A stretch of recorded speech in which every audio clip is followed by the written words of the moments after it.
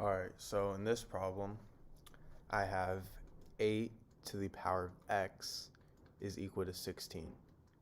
So I want to find the value of x here.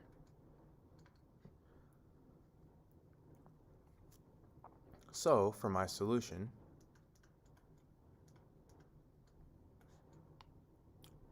I'm going to start by rewriting my equation here. So my equation is 8 to the power of x is equal to 16. Now, before we start doing anything, let's just inspect this problem real quick. So if I plug in x equals 1 into this equation, I get 8 to the power of 1 is equal to 16, which 8 to the power of 1 is the same thing as 8, so I get 8 equals 16, which is false, right? Now if I plug in x equals 2, I get 8 to the power of 2 is equal to 16, and 8 to the power of 2 is 64. So I get 64 equals 16. And notice how there's a big gap between 8 and 64. So we know that the value of x is not going to be a whole number but a decimal, and it's going to be somewhere in between 1 and 2. So x is greater than 1 but less than 2. We know this. Now, how are we going to actually solve this problem and find the exact value of x? Well, what I can do is rewrite 16 as 8 times 2. Now what I'm going to do is divide both sides by 8. So then these two cancel out, and I get 8 to the power of x over 8 is equal to 2. Now if I have something in the form a to the power of m over a to the power of n, this is equal to a to the power of m minus n. So a to the power of x over a to the power of 1 is equal to a to the power of x minus 1, which is equal to 2. Now a is the same thing as 2 to the power of 3, so I get 2 to the power of 3 to the power of x minus 1 is equal to 2. And if I have something in the form a to the power of m to the power of n, this is equal to a to the power of m times n. So 2 to the power of 3 to the power of x minus 1 is the same thing as 2 to the power of 3 times x minus 1. And 3 times x minus 1, I can distribute 3, so I get 2 to the power of 3x minus 3 is equal to 2. And 2 is the same thing as 2 to the power of 1. And if I have something in the form a to the power of m is equal to a to the power of n, this means that m is equal to n. So this means that 3x minus 3 is equal to 1. And now if I add 3 on both sides, I get 3x is equal to 4, and x is equal to 4 over 3. Now, there actually is another way to solve this problem. What I can also do is at the start rewrite both of these in bases of 2. So 8 is the same thing as 2 to the power of 3, so I get 2 to the power of 3 to the power of x, and 16 is the same thing as 2 to the power of 4.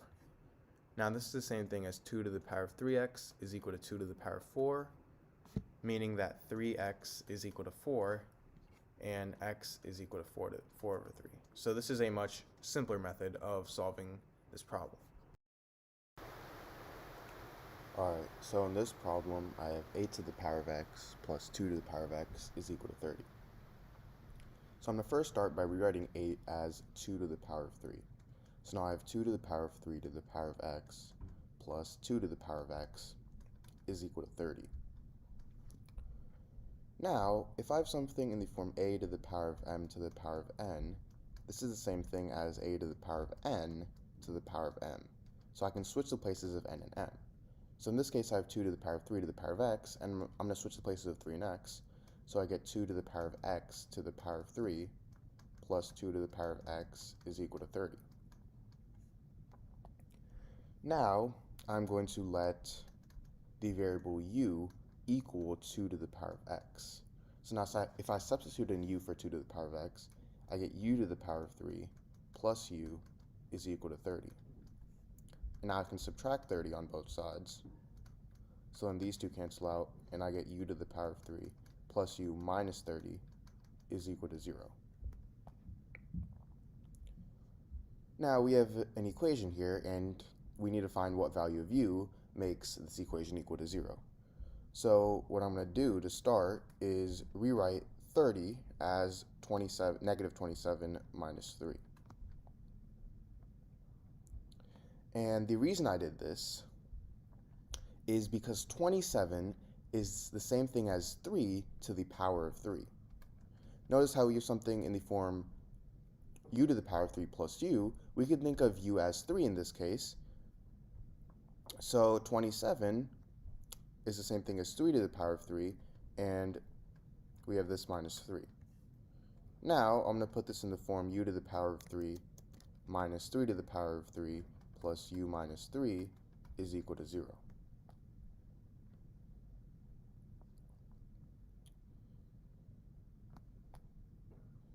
So now, if I put this in parentheses real quick, if I have something in the form a to the power of 3 minus b to the power of 3, this is equal to a minus b times a squared plus ab plus b squared.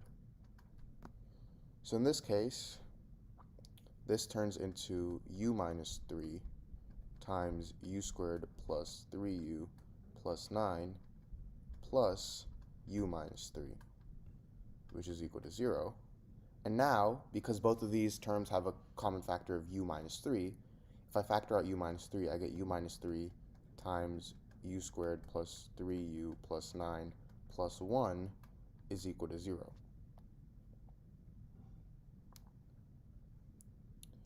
And now from here, 9 plus 1 is 10, so I get u minus 3 times u squared plus 3u plus 10 is equal to 0. Now this gives me two equations.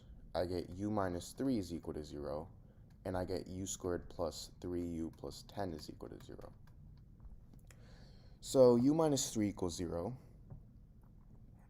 That's pretty easy to solve. All I have to do is add 3 on both sides, and I get u is equal to 3. Now remember how we let u equal to 2 to the power of x, meaning 2 to the power of x is equal to 3. And now to solve this, I'm going to start by taking the log on both sides, so I get log 2 to the power of x is equal to log 3. And if I have something in the form log a to the power of b, I can move this exponent of b to the front, so it's going to equal b times log a. So in this case, I have log 2 to the power of x, and I can move x to the front, so I get x times log 2 is equal to log 3. And now if I divide both sides by log 2, these two cancel out, and I get x is equal to log 3 over log 2.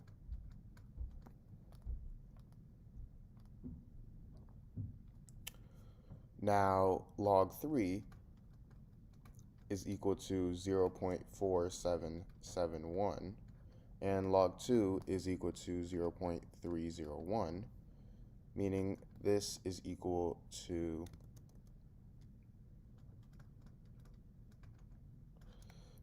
x is equal to 1.539. Now, going back over here, we have u squared plus 3u plus 10 equals 0. And let's use the quadratic formula to solve this. So the quadratic formula is negative b plus or minus the square root of b squared minus 4ac all over 2a. So in this case, a is 1, b is 3, and c is 10. So I get u is equal to negative 3 plus or minus the square root of b squared, which is 3 squared, minus 4 times a, which is 1, times c, which is 10, all over 2a, so 2 times 1.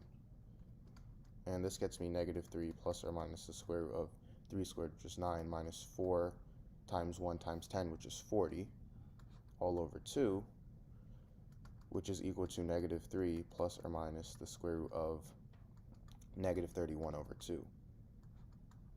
Now, the square root of negative 31, that's a negative number, So that doesn't work, meaning my only solution is 1.539.